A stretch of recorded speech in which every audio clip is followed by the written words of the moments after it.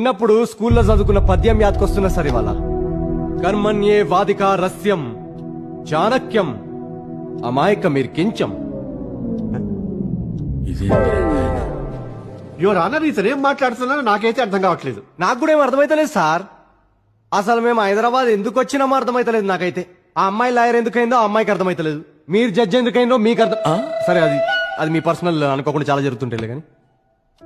బాబు నీ పర్సెంటేజ్ ఎంత? 91% సార్. 91? అవును సార్. ఇంటర్నల్ టెస్టా సెమిస్టర్ టెస్టా? Drunk and drive test. Vajpayee జోకులకు ఎందుకు పగలబడి అవుతావు పుండాకోర్? మళ్ళీ సారీ సార్. ఏంట్రా ఏంటి ఏడుస్తున్నావు ఏంట్రా?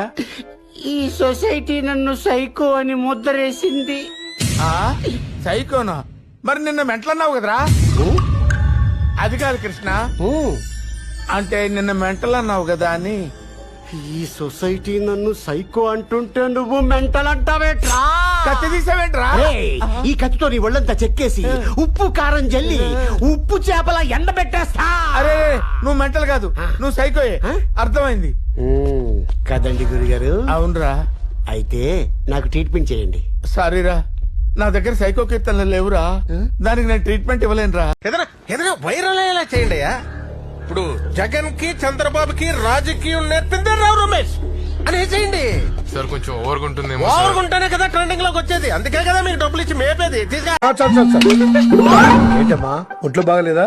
బానే ఉంది నాన్నగారు.